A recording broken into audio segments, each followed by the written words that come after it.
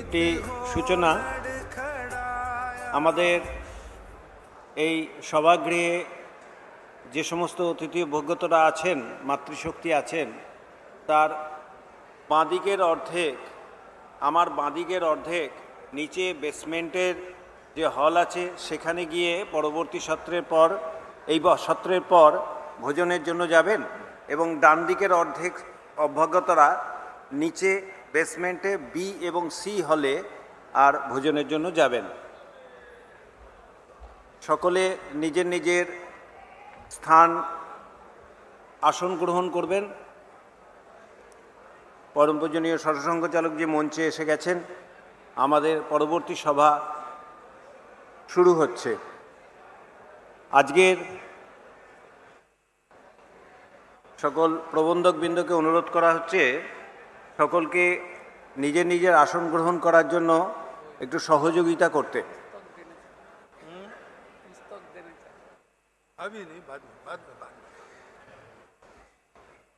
আমাদের আজকের এই সারাদিনের কার্যক্রমে কয়েকজন অখিল ভারতীয় কার্যকর্তা উপস্থিত আছেন, এনাদের পরিচয় করিয়ে দিচ্ছি। আমাদের মধ্যে উপস্থিত আছেন রাষ্ট্রীয় স্বয়ংসেবক সংঘের সহসড় কার্যবাহ শ্রী রামদত্তজি চক্রধর, ওনার কেন্দ্র কলকাতা। উপস্থিত আছেন শ্রী রামলালজি অখিল ভারতীয় সম্পর্ক প্রমুখ, শ্রী ভরতভূষণজি অখিল ভারতীয় সহ সম্পর্ক প্রমুখ, শ্রী সুনীলজি দেশপাণ্ডে অখিল ভারতীয় সহ সম্পর্ক প্রমুখ, শ্রী রমেশজি পাপ্পা অখিল ভারতীয় সহ সম্পর্ক প্রমুখ, শ্রী সুনীলজি আম্বেকর অখিল ভারতীয় প্রচার প্রমুখ, শ্রী প্রদীপজি যোশী অখিল ভারতীয় সহ প্রচার প্রমুখ, শ্রী নরেন্দ্র কুমারজি অখিল ভারতীয় সহ প্রচার প্রমুখ, শ্রী সুনীলপদ গোস্বামী অখিল ভারতীয় কার্যকারিণী সদস্য, শ্রী অদ্বৈতচরণ দত্ত অখিল ভারতীয় কার্যকারিণী সদস্য। আমাদের এই কার্যক্রম ভিএসকে দক্ষিণবঙ্গ এই সাইটে আর ইউটিউবে লাইভ হচ্ছে। আপনারা পরবর্তী সময়ে ইউটিউবে এই কার্যক্রম দেখতে পারবেন। তাই যদি কারোর প্রয়োজন পড়ে আর এখান থেকে রেকর্ড করার দরকার নেই, ওখানে পরবর্তী সময়ে অ্যাভেলেবেল আছে। আমাদের পরবর্তী সভা শুরু হচ্ছে। আমি পরম পূজনীয় সরসংঘ চালকজিকে আর বিনীত অনুরোধ করব ওনার সম্ভাষণ রাখতে।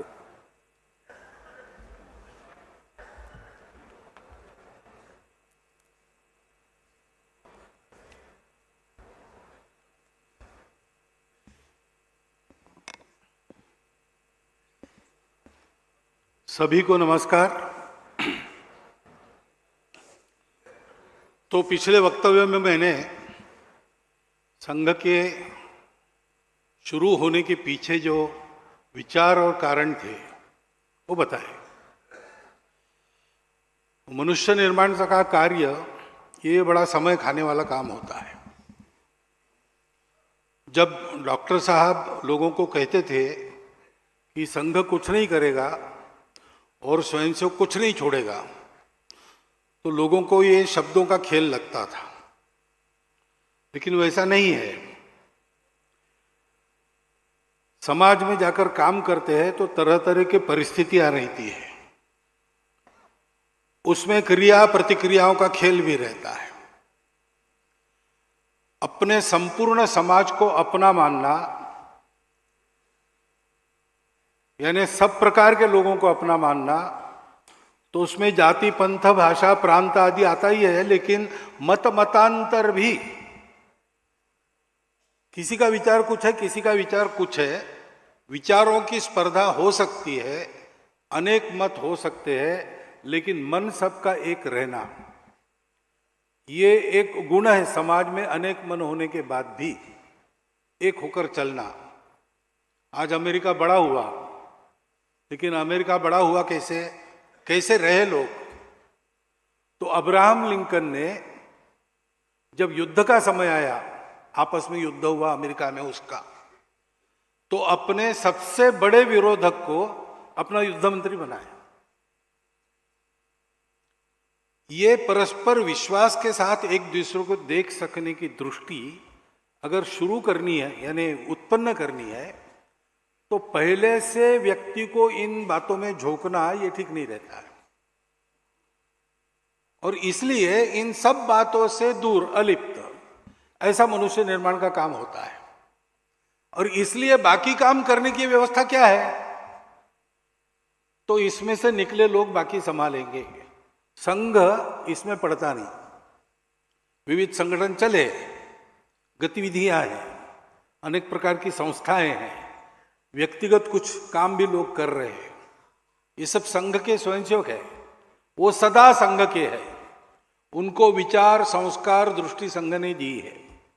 उसके आधार पर स्वतंत्र, अलग, स्वायत्त और स्वावलंबी रहकर वो अपना काम करे, ये अपेक्षा है। और वैसे ही हम रहते हैं। इतने सारे सब लोग काम कर रहे हैं, लेकिन संघ के स्वयंसेवक सब पक्के हैं, लेकिन संघ का कोई भी रिमोट अथवा डायरेक्ट कंट्रोल उन पर रहता नहीं। संघ की ये पद्धति ही नहीं है। संघ की शाखा में भी स्वयंसेवक आते हैं, उन पर भी कोई कंट्रोल थोड़ी रहता है। कंट्रोल करने के लिए सैंक्शन क्या है हमारे पास? हमारा काम तो मित्रता के आधार पर, शुद्ध सात्विक प्रेम के आधार पर चलने वाला काम है। और इसलिए ऐसा कंट्रोल करना, बैकसीट ड्राइविंग करना वगैरह वगैरह सारी जो नैरेशन आते हैं, अब नैरेशन क्यों आते, कैसे आते, आपको पता है, मुझे बताने की जरूरत नहीं। लेकिन इन सब बातों से राष्ट्रीय स्वयंसेवक संघ का दायित्व लेने वाले कार्यकर्ता और शाखा में आने वाले स्वयंसेवक दूर रहते हैं।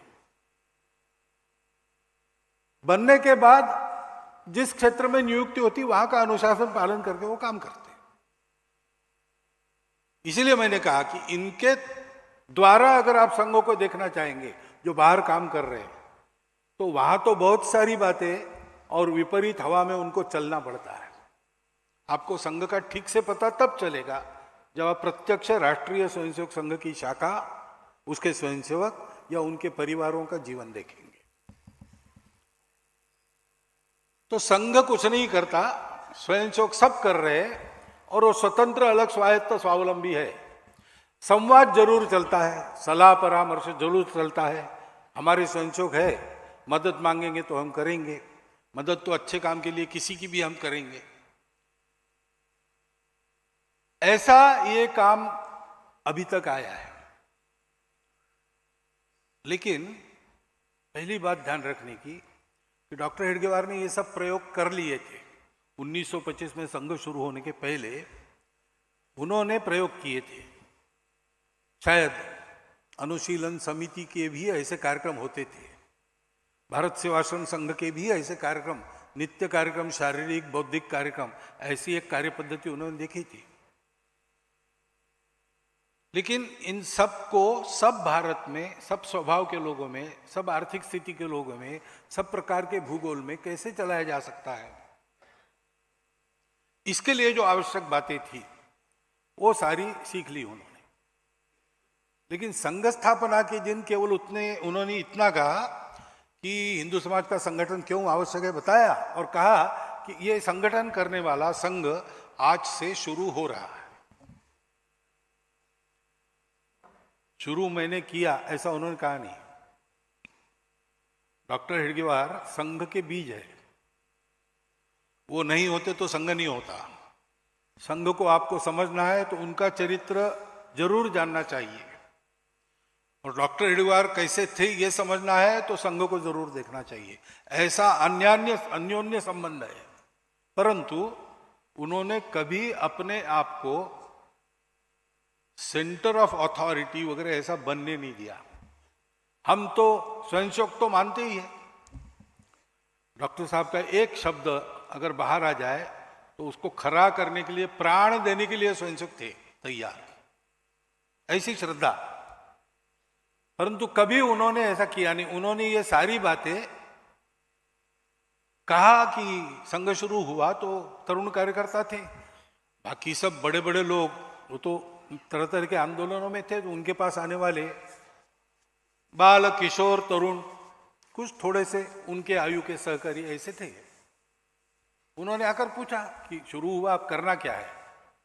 तो डॉक्टर साहब का उत्तर कहा था कि बैठो और तय करो। तो फिर बैठकर चर्चा हुई क्या करना। हफ्ते में एक दिन मिलना, महीने में एक दिन मिलना, सारे प्रयोग हुए। फिर रोज मिलना, ये आया। रोज मिलके क्या करना, ये बाद में सोचा गया। ये सब जो उस समय के कार्यकर्ता थे उनके द्वारा सोचा गया। काम करने वाले व्यक्ति के हाथ में सारे प्रयोग दिए और उनके प्रयोगों के निष्कर्षों के आधार पर डॉक्टर साहब ने जो अनुभव किया था वही कंफर्म हो गया, क्योंकि सब लोग प्रामाणिक थे और कुछ करना नहीं था उनको। यही एक था, स्वार्थ बिल्कुल नहीं था। और प्रामाणिकता जहां होती है वहां मतांतर हुआ तो भी प्रयोग के बाद जिसका मत सही निकलेगा उसमें सब अपना मत विलीन कर रहे थे। तो संघ एक सामूहिक कार्य पद्धति है। संघ पहले दिन से सामूहिकता के आधार पर चला है, सब मिलकर तय करते हैं और जितना अधिक लोगों को निर्णय प्रक्रिया में हम ले सकते हैं हम लेते हैं। प्रतिनिधि सभा भी तो 2000 स्वयंसेवकों के पीछे भारत में एक प्रतिनिधि होता है। भारत का प्रांत का प्रतिनिधि 40 स्वयंसेवकों के पीछे, 50 प्रांत प्रतिनिधि के पीछे एक अखिल भारतीय प्रतिनिधि। वो सारे देश के अखिल भारतीय प्रतिनिधि आकर तय करते हैं हर साल एक बार नीतियां। कई बार हम अखिल भारतीय अधिकारी कुछ सोचते, उसका प्रस्ताव बनाते, देते हैं, मान्य हुआ तो ठीक ही है। प्रतिनिधियों को मान्य नहीं है तो हम उसको वापस लेते हैं, कोई चीज थोपते नहीं, क्योंकि इसमें कुछ भी थियरी नहीं है, सब प्रैक्टिकल है, अनुभव के आधार पर खड़ा किया है और इसी सामूहिकता के साथ हम चल रहे हैं। इस सामूहिकता के आधार पर हम आगे बढ़े, लेकिन आगे बढ़े कहना जितना सरल है उतना बढ़ना सरल नहीं था, क्योंकि हिंदुस्तान हिंदू राष्ट्र है इस विचार की मान्यता बिल्कुल नहीं थी। हिंदुओं को लोग डेड सोसाइटी कहते थे। 4 हिंदू एक तरफ मुंह करके कभी नहीं चलते, तभी चलते हैं जब कंधे पर 5वां होता है स्मशान में पहुंचाने के लिए, ऐसा कहा जाता था। उस समय में डॉक्टर हेडगेवार खड़े हुए हिंदू समाज का संगठन करने के लिए। लोगों ने देखा पास साथ में कौन है, कोई नहीं, बालक है, किशोर है, अपना नाक साफ नहीं करते, ऐसे बालकों को लग रहा आप क्या करेंगे, ऐसा पूछा लोगों ने डॉक्टर साहब। कार्यकर्ता नहीं, विचार की मान्यता नहीं, प्रचार का साधन नहीं, ब्रिटिश शासन हमेशा खिलाफ रहा, स्वाभाविक, हम भी उनके खिलाफ ही थे, परतंत्रता के खिलाफ थे। तो उस वहां से भी कोई किसी प्रकार की आशा नहीं, पैसा नहीं, डॉक्टर साहब की आय कुछ नहीं थी, घर निम्न मध्यम वर्ग का घर था। उनके मदले भैया वापस आ गए थे, वो पौरोहित्य करते थे। कई बार घर में बड़े बड़े नेता आते थे, चाय पिलाने के लिए लकड़ी नहीं रहती थी। एक बार चाय बताया उन्होंने घर में और बहुत देर तक आया नहीं, तो नीचे आए, ऊपर उनके घर के ऊपर बैठक का कक्ष था, वहां सब नागपुर के बड़े लोग बैठे थे। चाय क्यों नहीं आई देखने के लिए आए, तो उनके भाभी ने बताया कि लकड़ी नहीं है चूल्हे में, तो मैं खिड़की या दरवाजे तोड़ के तो अभी कर लूंगी, लेकिन दूध और पत्ती नहीं और चीनी भी नहीं है, उसका क्या करना हो बताइए। ये स्थिति थी उनकी, कुछ भी नहीं था और उपेक्षा थी समाज में। लेकिन स्वयंसेवक अपनी निष्ठा श्रद्धा के भरोसे शुद्ध अंतःकरण से, निस्वार्थ बुद्धि से, प्रामाणिकता से हाथ में व्रत लिया है, हर हालत में उसको करना ही है, इस भावना से काम किया उन्होंने। कितना सहन किया होगा। एक उदाहरण दिल्ली में बताया, फिर से आपको बताता हूं। भागलपुर में एक प्रचारक भेजे,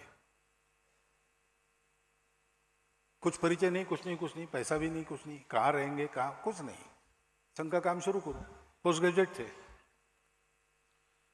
तो पटना से भागलपुर एक लोकल जाती थी उस समय, रात को 10 बजे भागलपुर आती थी, सुबह 5 बजे वहां से निकलती थी, रात को उसमें सोते थे वो।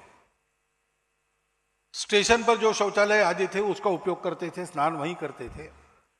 अब दिन भर सर रखने का ठिकाना नहीं था, तो गांव में भटकते थे, इस घर से उस घर में परिचय करना वगैरह वगैरह। शाम को शाखा, रात को वापस आके स्टेशन पर सोना। नागपुर से चले तो 5 रुपया उनको दिया, 3 रुपये 12 आने का टिकट हो गया, 1.25 रुपया साथ में था। भोजन की व्यवस्था नहीं थी, तो एक आने का उस समय सेर भर चना मिलता था, 3 दिन एक सेर भर चना खा के रहना। शाखा शुरू हो गई। शाखा में 8वीं में पढ़ने वाला एक बालक था, उसके घर में कोई व्रत था, व्रत का उद्यापन था, तो उसके लिए किसी को अतिथि बुलाना था। तो इनको पूछा उसने, आते हो क्या? तो उसने कहा बात तैयारी, कोई व्यवस्था थी नहीं, अब तो न्योता मिल रहा है, तो गए। तो माता जी ने उनको चौके में बिठाकर गरम गरम रोटी बना रही और खिला रही, गपशप चल रही।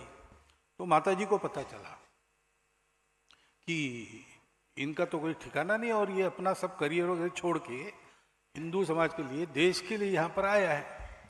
तो उन्होंने एक नियम बनाया उस प्रचारक के लिए कि देखो, जब तक तुम 12 बजे तक हमारे यहाँ संदेश नहीं भेजोगे कि मेरे भोजन की व्यवस्था हो गई, अथवा भोजन के लिए नहीं आओगे और रात को 8 बजे, तब तक मैं भोजन नहीं करूंगी।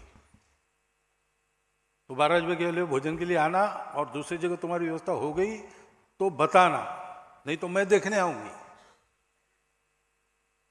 वो नियम चला उनके यहां। फिर 1998 के 94 95 में मैं भागलपुर गया था, तब तो एकदम सब बदल गया था, ऐसे दिन ही नहीं थे। तो वहाँ के एक नेत्र चिकित्सक थे, उनके यहाँ हमारा भोजन था, वहाँ हम बैठे भोजन के लिए, विभाग संघचालक जी थे साथ में। वो आए नहीं भोजन के लिए, मैंने कहा भोजन, तो मेरा भोजन घर में है। तो मैंने कहा घर में जाइए, फिर 1 बज गए आप। उन्होंने कहा नहीं, आपका भोजन शुरू होने के बाद मैं घर में जाके बताऊंगा कि उनकी व्यवस्था हो गई, तब हमारे घर में बहुएं भोजन करेगी। तब तक चल रहा था, बाद में भी चल रहा था। यहाँ वो परिवार 2 भाई यहाँ कलकत्ते में आ गए बाद में। ऐसे समाज के स्नेह के भरोसे केवल संघ आगे बढ़ा है। संघ को और कोई सहारा नहीं। ईश्वरीय कार्य है, उसके योग्य बनने का हमारा प्रयास जितना है उतना भगवान सहारा देते हैं। और भगवान सहारा किसके रूप में देते हैं? जनता जनार्दन के रूप में देते हैं। इतनी उपेक्षा में हम आगे चले, और कुछ ही वर्षों के बाद संघ बढ़ने लगा तो कुछ लोगों के मन में शंकाएं उत्पन्न होने लगी। विचारधारा का विरोध था, जैसा मैंने कहा, द्वितीय महायुद्ध के बाद ये विचारधाराओं के भेद जरा ज्यादा ही कड़े हो गए, उसके बाद चलाए ये, तो विरोध शुरू हो गया। कुछ लोगों को लगा कि इनके बढ़ने से अपना स्वार्थ मार खाएगा। और दुनिया के इतिहास में किसी स्वयंसेवी संगठन का इतना लंबा और इतना कटु विरोध आज तक नहीं हुआ है, ऐसा संघ का हुआ है। हमले हुए हैं, हत्याएं हुई है, सब कुछ हुआ है, लेकिन ये सब सहन करते हुए, न झुकते हुए, न रुकते हुए स्वयंसेवक आगे बढ़े। और ये विरोध तो अपने ही समाज से हुआ, विचारधारा अलग होंगे, लोग तो अपने ही है समाज के। एक भी स्वयंसेवक के मन में इसको लेकर कटुता का भाव नहीं है, क्योंकि सबको पता है कि संपूर्ण हिंदू समाज को जोड़ना ही है। ये सब अपने ही है। गांधी जी की हत्या के बाद गुरु जी के घर पर लोग 3-4 हजार लोग चढ़ के आए। हिम्मत उनकी हुई नहीं, अंदर स्वयंसेवक भी थे। तो एकनाथ जी रानड़े वहां थे उस समय। उन्होंने सूचना देना प्रारंभ करा, कौन किस दरवाजे पर कौन रहेगा वगैरह। गुरु जी ने सबको बुलाया, कहा कि देखो इस समाज के लिए हम काम करते हैं और ये समाज हमारी भलाई करता है, तब हमको अच्छा लगता है। अब उस समाज को लगता है कि इनको मारना चाहिए, तो उनको करने दो, ये हमारे भगवान है, ये जो करेंगे हमारा वो हमारे लिए ठीक है, इसलिए आप सब लोग अपने अपने घर चले जाओ। उन्हें सबको घर भेज दिया। ये स्वयं सेवक, क्योंकि उसके कार्य का आधार दूसरा नहीं है, अपनत्व ही है। शुद्ध सात्विक प्रेम अपने कार्य का आधार है। कोई विरोध नहीं, कोई प्रतिक्रिया नहीं। संघ सुरक्षित रहे इसके लिए जो करना पड़ता है करते हैं, अपनी चिंता नहीं करते। और समाज विरोध भी करेगा तो भी वो अपना समाज है, ये ध्यान में रखकर ही सेवा करते। अब अनुकूलता की स्थिति आई है, आप लोगों का विश्वास मिल रहा है, स्थिति भी हमारी धन साधन के मामले में ठीक ठाक हो गई है, एकदम बहुत अच्छी हो गई, ऐसा नहीं है। अभी 2-3 महीने हमको खींचने पड़ते हैं, परंतु अभी भी इसी मूल्य पर रखकर हमको चलना है। सादगी की बात, प्रसिद्धि के पीछे न भागने की बात, सबको अपना मानकर चलने की बात, राष्ट्रहित में जो आवश्यक है वो करते हुए भी किसी के प्रति द्वेष शत्रुता मन में उत्पन्न न हो, इसकी चिंता करने की बात, अनुशासन की बात, भद्र भाषा भद्र व्यवहार की बात, ये सब वैसे के वैसे रखकर ही हमको आगे बढ़ना है। क्योंकि राष्ट्र निर्माण उसी से होगा, और बातों से नहीं होगा। संघर्ष में से उत्पत्ति नहीं होती, उत्पत्ति होती है समन्वय में से, और वो समन्वय करने का काम ही करना पड़ने वाला है। इसलिए हम आगे बढ़ेंगे, और ये हम कर सकेंगे क्योंकि हम स्वतंत्र हैं, हम किसी पर निर्भर नहीं है। संघ चला, इतनी सारी फेजेस में से गया, लेकिन संघ स्वयं सेवकों के भरोसे केवल चलता है। आर्थिक बात है, हम किसी से कुछ लेते नहीं। संघ चलाने के लिए संघ के स्वयंसेवक साल में एक बार गुरु दक्षिणा करते हैं, भगवा ध्वज को गुरु मानते हैं, उसकी पूजा करके साल में एक बार देते हैं। वो चंदा नहीं है, दान नहीं है, उनका समर्पण है। वो अपनी कसौटी लगाती कि मैं कितना ज्यादा दे सकता हूं। इसमें से जो आता है उस पर पूरा संघ साल भर चलता है। जैसा मैंने कहा, 2-3 महीने थोड़ी खिंचतान होती है, बाकी चल जाता है। अब अभाव भी नहीं है और प्रभाव भी नहीं है, ऐसे ही संघ चलेगा। हाँ, समाज की सेवा के प्रकल्प है वगैरह, उसके लिए समाज से हम धन लेते हैं, पाई पाई का हिसाब रखते हैं, प्रतिवर्ष ऑडिट करते हैं, सब बात होगी। लेकिन संघ चलाने के लिए बाहर से कुछ नहीं लेते, स्वयंसेवक सब चलाते हैं। नागपुर में परिसर बना, बड़ा परिसर है, देश भर के स्वयंसेवकों ने खड़ा किया। उसके पहले शिशु वो हमारा स्मृति मंदिर बना। स्मृति मंदिर बना के मुझे याद है, मैं स्कूल में पढ़ रहा था 5वीं-6वीं क्लास में। हमारी शाखा में एक डिब्बा रखा था कार्डबोर्ड। उस समय तो बच्चों को हाथ में पैसा नहीं मिलता था घरों से, लेकिन कभी कभार गलती से मिल जाए, पुराना वो तांबे का छिद्र वाला पैसा रहता था, सब मिल जाए तो हम जाके उसमें डालते थे। एक एक शिशु के कंट्रीब्यूशन से वो बना है, बाहर से कुछ नहीं लिया है। स्वावलंबी होने के कारण हम अपने मन से चल सकते हैं, जब सत्य बोलना हो तो बोल सकते हैं। यह स्वतंत्रता कायम रख के संघ को आगे बढ़ना है। आगे बढ़ के क्या करना है? तो पहली तो बात है कि संपूर्ण समाज का संगठन करने की दृष्टि से हमको और आगे जाना है। अभी अपना संपूर्ण समाज 6.25 लाख स्थानों पर बसा है भारत में, शहर देहात मिला के इतने स्थान है। हम अभी 1.25 स्थानों तक है। यद्यपि भारत के सबसे बड़े या दुनिया के सबसे बड़े स्वयंसेवी संगठन वगैरह है, हमको ये पता है कि वो है, सबसे बड़े है, लेकिन जितने बड़े चाहिए उतने बड़े अभी नहीं है। हमारे कार्यकर्ताओं को आने वाले समय के लिए और अच्छा तैयार होना है, क्योंकि अब अनुकूलता का समय है। अब गलतियां होके काम नहीं होगा।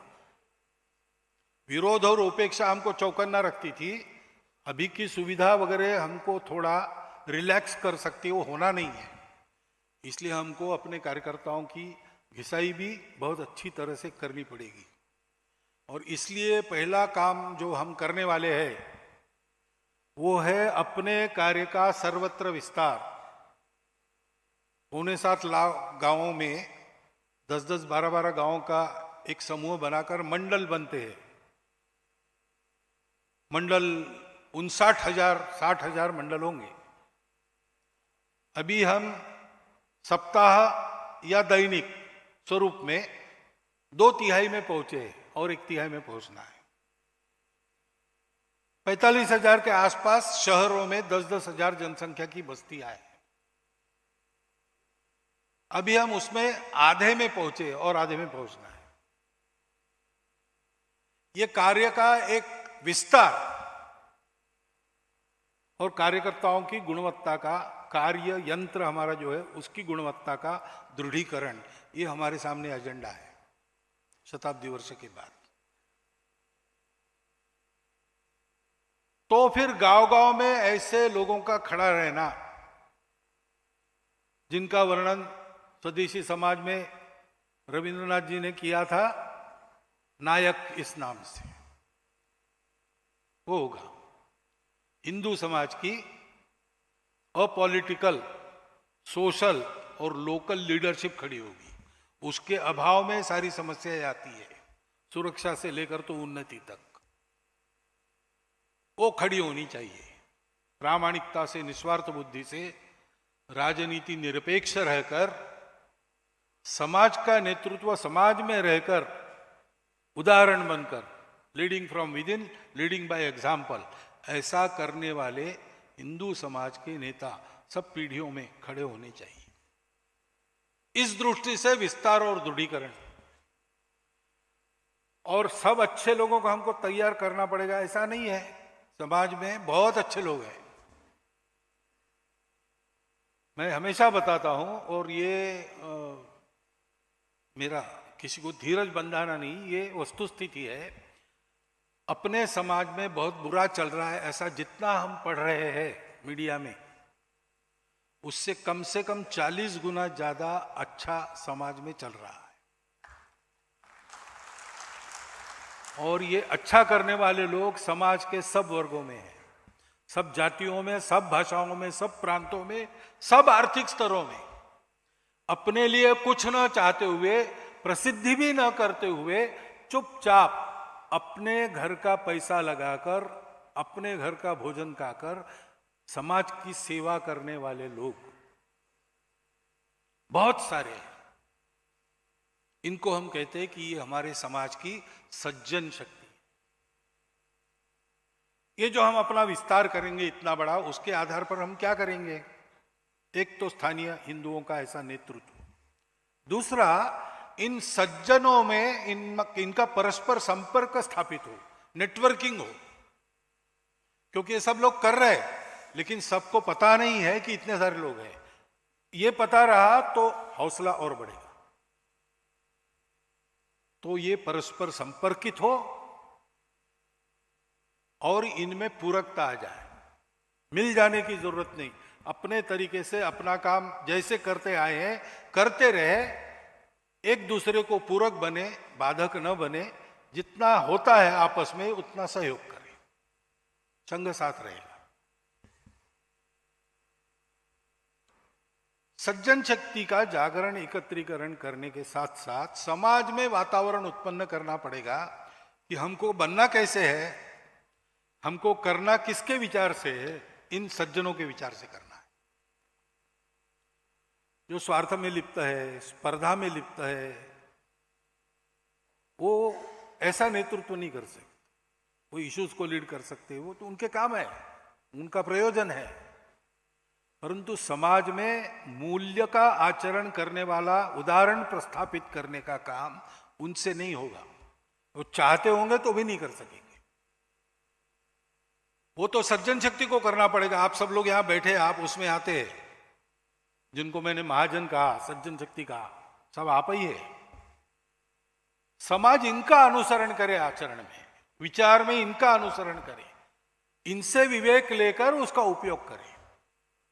इसलिए समाज में भी ये वातावरण उत्पन्न करना पड़ेगा, उसका भी प्रयास हम करेंगे।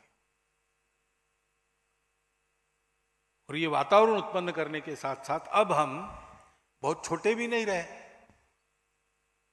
और थोड़ा बहुत समाज हमारी सुनता है। अगर हम दिशा निर्देश करते तो उधर चलता है। तो अब देशव्यापी कार्यकर्ताओं के समूह के आधार पर संपूर्ण समाज में आचरण का परिवर्तन करने का समय आ गया है, ऐसा हमको लगता है। संपूर्ण समाज में आचरण का परिवर्तन करने के लिए छोटी छोटी कृतियों को आगे बढ़ाना पड़ेगा। एकदम परिवर्तन नहीं होता, परिवर्तन धीरे धीरे होता है, क्योंकि समाज का परिवर्तन, आचरण का परिवर्तन यानी आदत का परिवर्तन है। छोटी छोटी आदतें ठीक करने से बड़े बड़े काम ठीक हो जाते हैं। Take care of pennies, pounds will take care of themselves. और इसलिए आदत में परिवर्तन करने वाली 5 पहले हमने स्वयंसेवकों में शुरू की है, जिसका वो स्वयं उदाहरण बनेंगे। 100% नहीं तो भी समाज से 2%, 3%, 10% आगे रहकर समाज को उस पथ पर साथ चलाएंगे। मैं आपको उनके बारे में थोड़ा विस्तृत इसलिए बता रहा हूं कि ये पहले संघ बोलेगा तो करना, ऐसे नहीं है। ये विषय, 5 विषय आपको भी स्वीकार है, सारी दुनिया को स्वीकार है। संघ के विरोधक भी इसको स्वीकार करते हैं, क्योंकि जीवन में अच्छा परिवर्तन लाते, अपने जीवन में, परिवार के जीवन में, देश के जीवन में। ये सर्वमान्य है और इसलिए, और सरल है। कोई पैसा नहीं लगता, कुछ नहीं, अपने को शुरू करना है, बस इतना है। तो मेरी आशा है कि आप सुनेंगे तो आप शुरू कर देंगे अपने जीवन में, कम से कम परिवार के जीवन में कम से कम। पहले है सामाजिक समरसता, इन्हें सारे भेद भूलकर संपूर्ण समाज को अपनाना। अब इसके कार्यक्रम वगैरह तो होते रहते हैं, लेकिन वो कार्यक्रम तक सीमित रह जाते हैं। अभी हमको करना ऐसा है कि मेरा जितना संचार है, मेरा जितना दायरा है, उसमें हिंदू समाज के कितने प्रकार माने जाते हैं। हम तो सारा हिंदू एक मानते हैं, हम उसको भाषा, प्रांत, जाति, पंथ आदि की नजर से देखते नहीं। किसी को पूछते नहीं तुम क्या हो, कैसे हो। और इसी व्याख्यान में मुझे पूछा किसी ने, मुसलमानों को शाखा में आने देंगे क्या? मैंने कहा कि हम ब्राह्मणों को शाखा में नहीं आने देते, हरिजनों को नहीं आने देते, ओबीसी को नहीं आने देते, क्षत्रियों को नहीं आने देते, वैश्य को नहीं आने देते, मुसलमान को नहीं, ईसाइयों को नहीं, बंगालियों को नहीं, मराठियों को नहीं, किसी को नहीं। हम हिंदू को आने देते हैं। हम ऐसा ही देखते हैं, यही दृष्टि देते हैं, ऐसा ही सबको देखते हैं। परंतु समाज तो देखता है इन बातों को।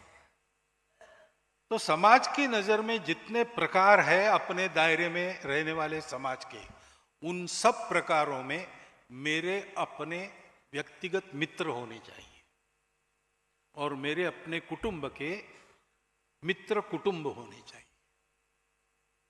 ये हमने करना, घूमना, देखना, परिचय करना, जोड़ना। मित्रों का जैसे आना जाना, उठना बैठना, खाना पीना साथ होता है, वैसा करना हम कर सकते हैं। इसमें हमको रोकने वाला कोई नहीं है।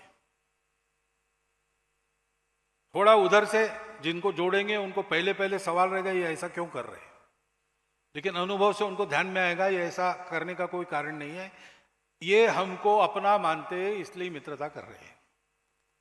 उनसे कुछ चाह नहीं है, आना जाना, उठना बैठना, खाना पीना, ये सब साथ में। ऐसा अगर व्यवहार रहा तो समाज में जो वातावरण होगा उसमें इन बातों का लाभ लेकर हमको तोड़ने वाली शक्तियां कितना सफल होगी? नहीं होगी।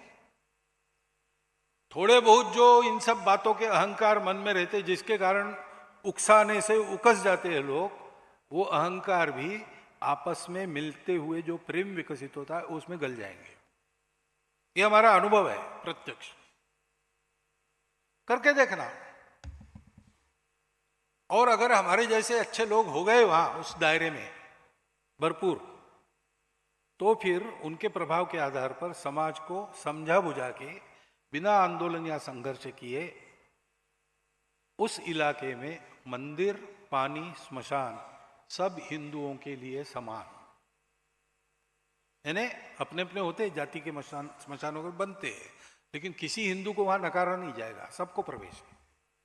यह स्थिति उत्पन्न करना, यह जो कृति है, यह कृति है सामाजिक समरसता। दूसरा है कुटुंब प्रबोधन। अभी बहुत शिकायतें हैं, नई पीढ़ी भटक रही है, ड्रग्स बढ़ रहे, ये बढ़ रहे, वो बढ़ रहे, ऐसा हो रहा है वैसा। मूल तो ये है कि घर में संस्कारों की कमी, संवाद की कमी हो गई है। पति पत्नी दोनों कमाते, बच्चे भी स्कूल में जाते, तो आजकल तो सबके पास मोबाइल है, तो घर से वापस आ जाते काम से या स्कूल से, थोड़ा बहुत खा लेते और फिर अपना अपना मोबाइल देख के देखते रहते रात तक, सोने तक, आपस में बातें ही नहीं। बच्चा क्या कर रहा है माता पिता को पता नहीं, माता पिता कौन सी उधेड़ बुन में है बच्चे को पता नहीं। कभी अति हो जाती तो एकदम ध्यान में आता है, तब बहुत शॉकिंग ऐसा हो जाता है, लेकिन मूल तो यहां है, वो बातें बंद हो गई।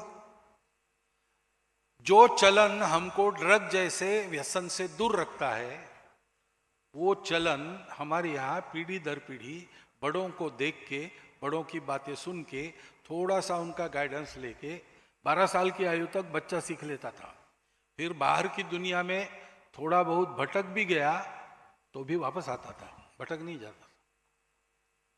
वो बातें ही खत्म हो गई। अब छोटे परिवार हो गए तो घर में बड़े रहे नहीं, जो कहानियां बताएंगे, कहानियों के द्वारा मन बनाएंगे, अपने आप होता था। पंचतंत्र की कहानियां हैं, और भी कहानियां जो किसी ग्रंथ में नहीं है। एक गिरगिट था, उसकी पूंछ टूट गई, तो वो नाव के पास गया, नाव दादा वो तुम्हारा नाखून काटने वाला है ना, उससे इसको सील दो। नाव ने कहा वो था मेरे पास, लेकिन वो बड़े ही ले गया है, क्योंकि उसका रंधा टूट गया, उसकी जगह वो इसका उपयोग कर, वो ला दो। सुतार के पास गया, उसने कहा मेरा रंधा लोहार के पास है, उसको जल्दी ला दो। फिर लोहार के पास, ऐसा करते करते एक गाय को चारा खिलाकर, उसका दूध किसी को देकर, उसके बदले लोहार के हाथ में कुछ देकर, ऐसा करते करते पूरा राउंड वापस करके फिर आया, तब उसकी पूंछ जुड़ गई। ऐसी एक कहानी है, किसी ग्रंथ में नहीं है, कहाँ से आई पता नहीं, लेकिन हमारे घरों में चलती थी। तो बच्चा समझता था कि मुझे मेरा छोटा काम करना है, तो इतने सारे लोगों पर मैं डिपेंडेंट हूं, इतने सारे लोग मेरे लिए करते हैं तब मुझे मिलता है, तो इतने सारे लोगों के लिए मुझे भी कुछ करना है। ये भाषण दिए बिना ये भाव बच्चों के मन में बिल्कुल आ जाते थे। ऐसी बातें अब होती नहीं, और इसलिए हफ्ते में एक दिन नियत समय पर घर के सब लोगों ने घर में रहना, 4 हो या 24 हो, सबने घर में रहना। दूध पीता बच्चा भी आएगा, रहेगा, रोएगा, सोएगा, कुछ समझ में नहीं आएगा उसको, कोई बात नहीं, वो रहेगा, लेकिन इकट्ठा आओ समय पर, श्रद्धानुसार भजन करो, घर में बनाया हुआ भोजन करो, मीन में निकाले बिना, और 4 घंटा गपशप करो। गपशप के 3 विषय। पहला विषय हमारा कुल क्या है, परिवार क्या है, कहां से आता है, पूर्वज कैसे थे, क्या अच्छी बातें हमारी परंपरा की आज काल सुसंगत हमारे पास है, वो हमारे घर में है कि नहीं,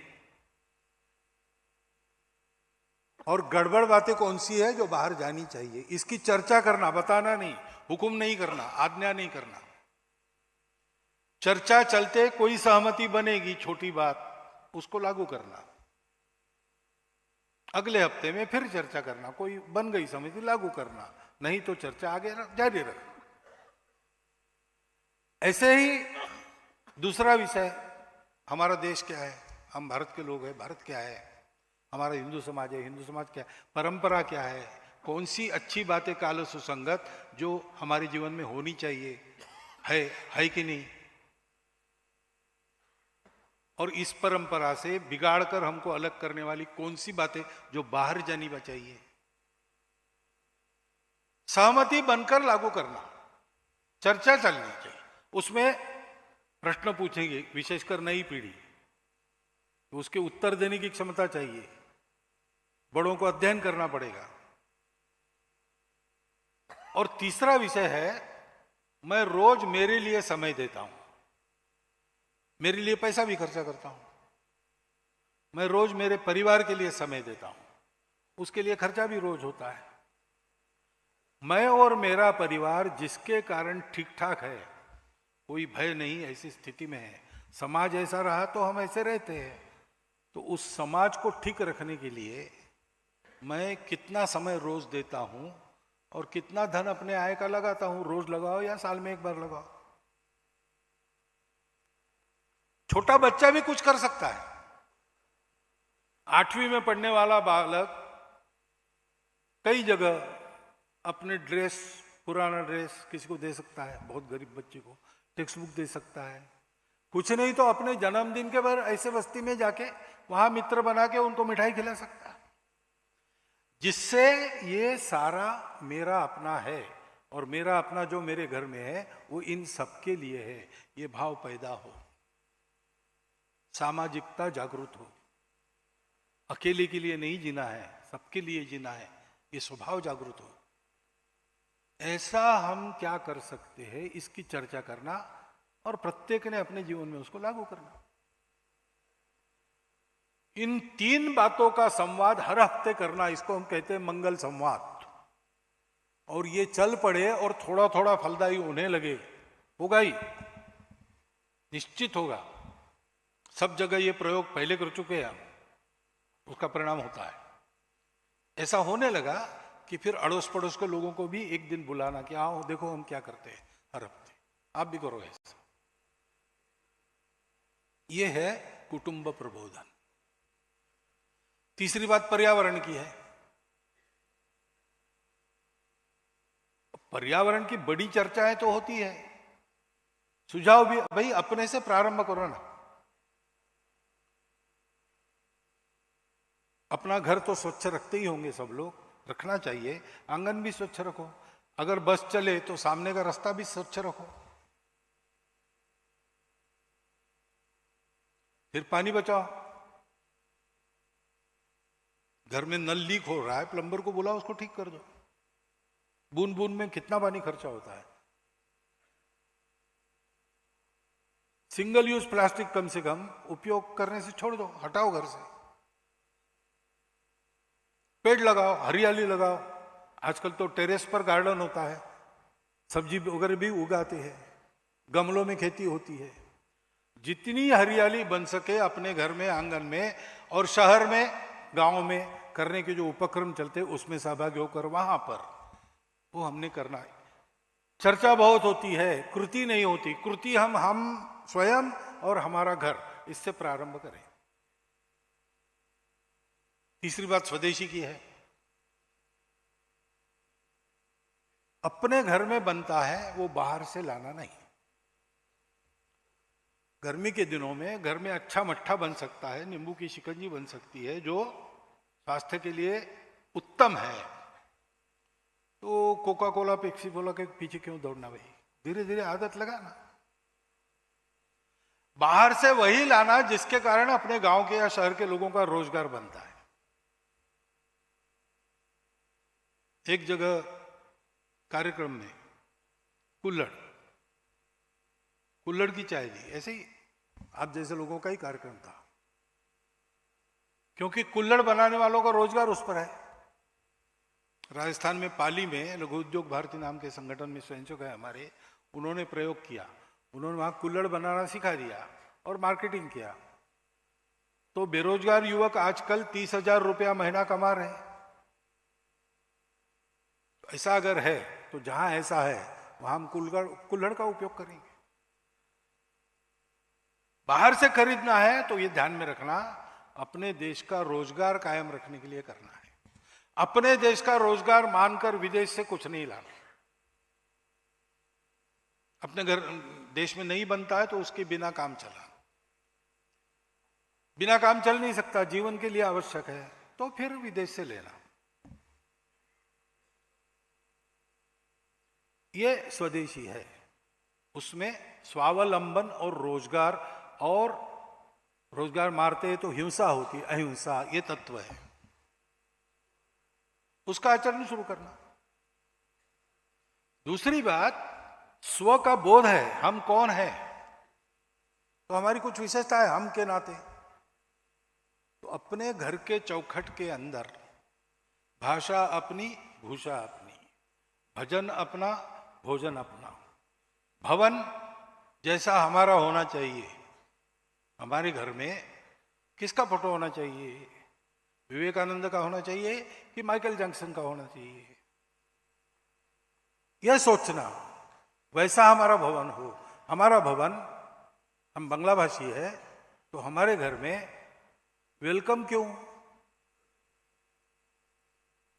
स्वागतम लिखो। अपनी भाषा, अपनी भूषा, अपना भजन, अपना भोजन घर के अंदर, अपना भवन वैसा रखना। और भ्रमण भी,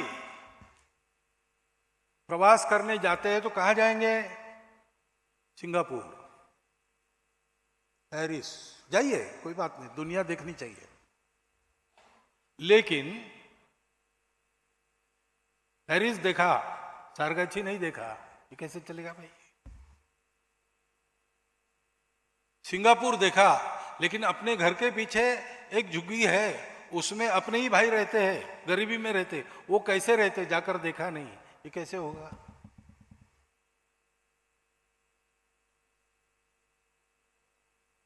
हम महाराष्ट्र में रहते हैं, शिवाजी महाराज के किले देखे नहीं, कैसे होगा?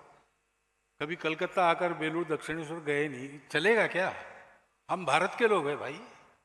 पूरे भारत में देखने लायक, सुंदर भी और प्रेरणादायक भी इतना भरपूर है, वो भी देखना।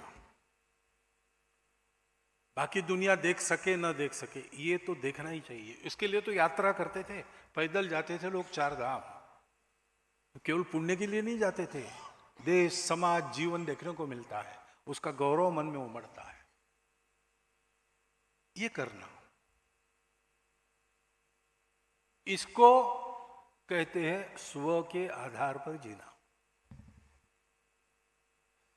और 5वां विषय है अपना संविधान है। उसके 4 प्रकरण कम से कम हम सबको मालूम चाहिए, बच्चों को भी बताना चाहिए, घर में कभी कभी नियमित पढ़ना चाहिए। प्रस्तावना, नागरिक कर्तव्य, मार्गदर्शक तत्व और नागरिक अधिकार। बाकी तो बदलने वाला रहता है समय समय पर, लेकिन ये 4 शाश्वत है संविधान की बातें। इनका ज्ञान अपने को होना चाहिए। वो हमारा संविधान है, हम भारत के लोगों ने हमको अपने आप को दिया है। वो वैसा इसलिए बना है कि बनाने वाले सब हमारे देशभक्त पूर्वज थे, ज्ञानी लोग थे, विद्वान लोग थे, और भारत के मन के, हिंदू के मन के लोग थे। हिंदू का मन उसमें प्रकट होता है, विशेषकर प्रस्तावना में, विशेषकर मार्गदर्शक तत्वों में। इसलिए उसका ज्ञान रखना, उसके अनुसार चलना। संविधान के तहत कानून बने हैं, उन सब कानूनों का ठीक से पालन करना। उसके तहत छोटे छोटे नियम बने हैं, उसका पालन करना। लाल बत्ती तोड़ना नहीं, कितनी भी जल्दी होगी तो भी। टैक्स बिल समय पर भरना। कलकत्ता में तो देखने को मिलता है हर वाहन पर ट्रैफिक आइन में नहीं चलून, तो ट्रैफिक आइन में नहीं चलून भाई, वो करने की बात है। ये समाज जीवन के छोटे छोटे क्यों रखना, भीड़ में क्यों करना, एक क्यों में नहीं खड़े हो सकते, होना चाहिए। समय का पालन, जहां जाएंगे वहां के अनुशासन का पालन। और कई नियम लिखित नहीं है, लॉ नहीं है, आपने वो पालन नहीं किया तो आप पर एक्शन नहीं होगी, क्योंकि वो गुनाह नहीं है। लेकिन परंपरा में चलते आए हैं और अपने स्वभाव के लिए उपकारक है। उदाहरणार्थ, बड़ों को चरण स्पर्श करना, संघ में मत करना, संघ में से बड़ा छोटा नहीं है, सब इक्वल है, लेकिन समाज में तो है। तो बड़ों को चरण स्पर्श करना, या सुबह उठकर बच्चों ने माता पिता को, भगवान को वंदन करके माता पिता को वंदन करके दिन प्रारंभ करना, ये लॉ नहीं है। ये नहीं किया तो क्राइम नहीं है, आपको पनिशमेंट नहीं हो सकती, परंतु ये करना अच्छा है कि नहीं? अपना जीवन अच्छे और सच्चे मनुष्य का जीवन बने, इसलिए ये आदत अच्छी है कि नहीं, उसका पालन होना चाहिए। अपनी परंपरा में ऐसी कई बातें हैं, ये करना।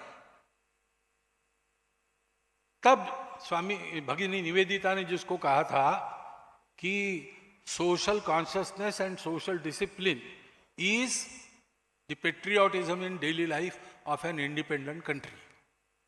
स्वतंत्र भारत में नित्य अपने देशभक्ति के प्रकटीकरण का ये सबसे सरल और बिल्कुल प्राथमिक रास्ता, इतना तो होना ही चाहिए।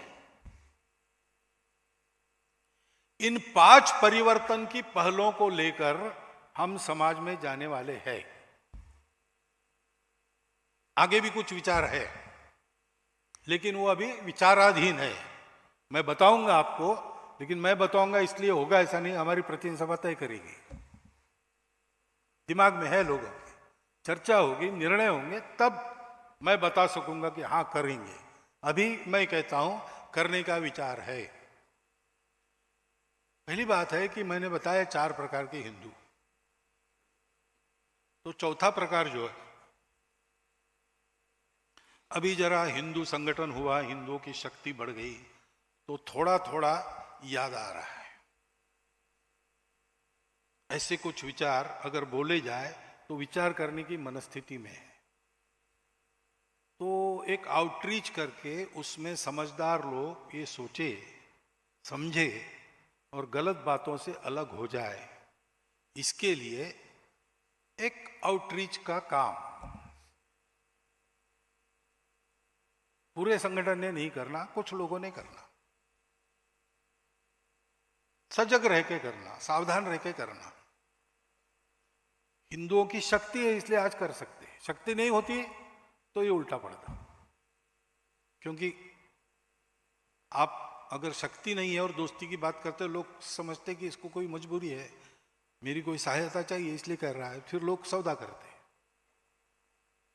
लेकिन आपके पास शक्ति और आपको बिल्कुल जरूरत नहीं है, फिर भी आप दोस्ती की बात करते हो, तो लोग मानते हैं कि भाई इसके मन में कुछ दोस्ती की बात है। अब हिंदू ऐसा है, हिंदू की शक्ति जागृत हो रही है और निश्चित रूप से होगी, तो हिंदू अपना काम अपने बलबूते कर लेगा। जो आएंगे उनको साथ लेगा, नहीं आएंगे उनको छोड़ देगा। तो इस देश के बारे में कि भाई हम राष्ट्र, संस्कृति, देश के नाते एक ही है। पूजा अलग अलग सबकी है, आपकी भी अलग है, विदेश से आई। इस देश का बनने के लिए ये सारी बातें छोड़नी नहीं पड़ती, बदलनी नहीं पड़ती, केवल अपना अहंकार छोड़ना पड़ता है, वर्चस्ववाद छोड़ना पड़ता है, पराकोटि की कट्टरता छोड़नी पड़ती है दूसरों के प्रति, बाकी कुछ नहीं छोड़ना पड़ता। और आप हैं, इन्हीं पूर्वजों के वंशज है, इसी भूमि में रहते हैं, यहीं का अन्न पानी खा के बड़े हो गए, जन्म भी यहां हुआ है आपका। और संस्कृति आप जानते हो, नहीं जानते हो, चाहते हो, नहीं जानते हो, संस्कृति आप पर वही हावी है, ये सत्य है। तो थोड़ा विचार करो, ऐसी बात करना कैसे करना, नहीं करना, क्या करना, निर्णय करेंगे, लेकिन मन में है। और दूसरी बात है कि दुनिया में भी, क्योंकि भारत बड़ा हो रहा है, भारत बड़ा होना है, इसका मतलब हिंदू बड़ा होगा। क्योंकि भारत, हिंदुस्तान, सनातन धर्म, ये सब समानार्थी है। और धर्म का उत्थान हो, ये भगवान की इच्छा है, इसलिए हिंदुस्तान का उत्थान, भारत का उत्थान अवश्यंभावी है, ये योगी अरविंद ने बता के रखा है और वो हो रहा है। इसलिए फिर दुनिया में जो दुष्ट लोग हैं उनको जरा चिंता हो रही, तो भारत के बारे में, हिंदू के बारे में, संघ जैसे संगठनों के बारे में उल्टी सीधी बातों का प्रचार करना, ये जरा तेजी से और बहुत एक योजना बनाकर मिलकर हो रहा है। तो भारत के आगे बढ़ने की राह सुकर हो अधिक, इस दृष्टि से वहां भी बहुत समझदार लोग हैं, उनको सीधी जानकारी मिलती नहीं, इन लोगों के द्वारा ही मिलती है, इसलिए मन में बातें आती है उनके, तो उनको भी सही बातें बताई जाए, ऐसा भी प्रयास करना, कैसे करना, क्या करना, इसका विचार हम करेंगे। और हमारे आसपास के देश है, अभी वो अलग देश है, कभी पहले भारत ही थे, है तो अपनी, और वहां सब ठीक रहा तो अपना भी ठीक रहेगा। उसके लिए क्या करना, सरकार प्रशासन जो करना है करेंगे, वो सब देख के वो निर्णय करेंगे जैसा करना है।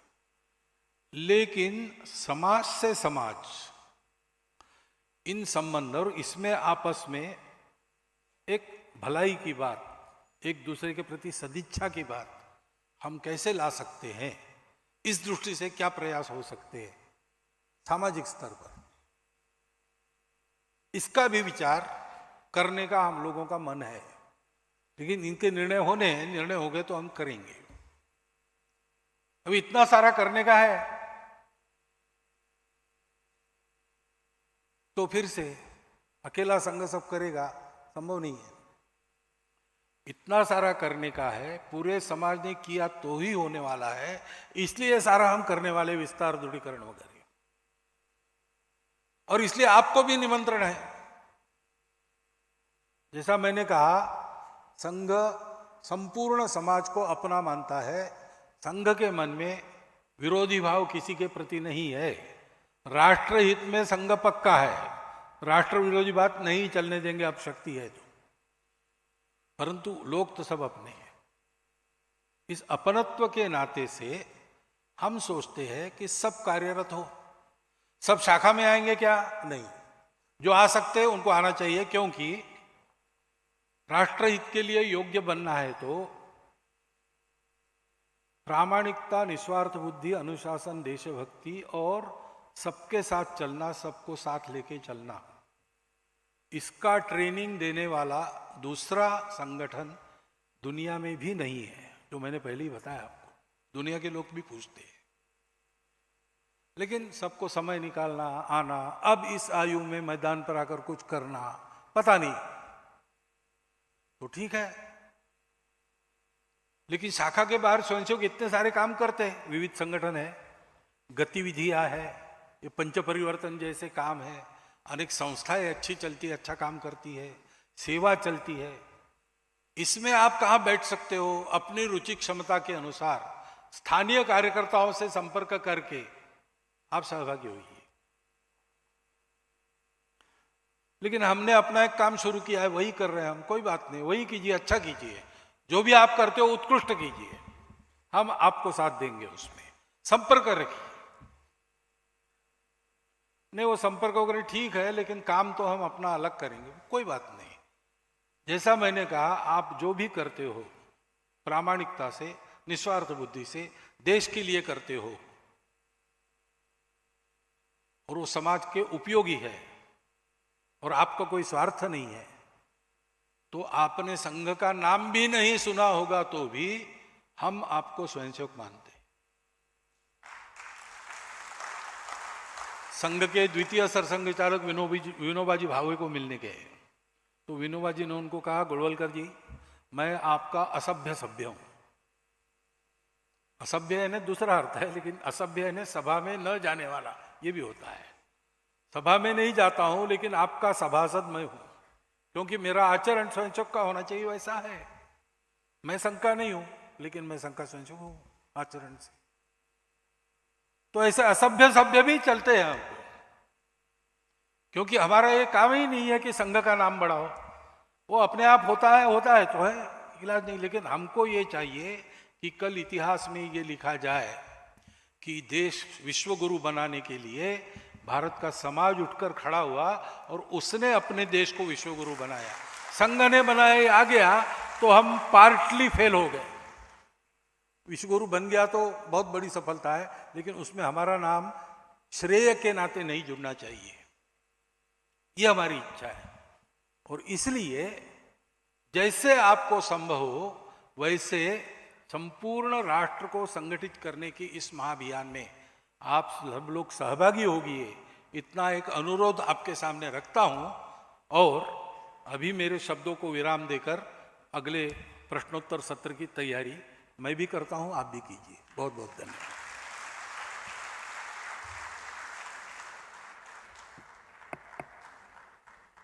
সকলের কাছে অনুরোধ, এই সত্র বা এই পর্বের সভা শেষ হচ্ছে। আপনারা এখান থেকে যারা আছেন বাঁদিকে, তারা নিচে বেসমেন্টে এ হলে গিয়ে ভোজন গ্রহণ করবেন।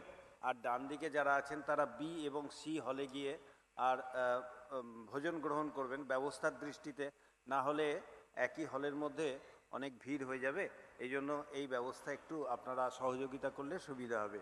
বাকি কোনো সহযোগিতার দরকার হলে বাইরে আমাদের প্রবন্ধক আছে, ভগিনীরা বোনেরা আছেন, তাদের থেকে সহযোগিতা নেবেন। দুপাশে সুবিধার ব্যবস্থা আছে, সেখান থেকেও আপনারা ব্যবহার করতে পারবেন। আমাদের এই পর্বের সভা এখানে শেষ। ঠিক 2:45-এ আমরা আবার এখানে এসে প্রশ্নোত্তর পর্বের জন্য উপস্থিত হব। चलिए, कितना हो गया?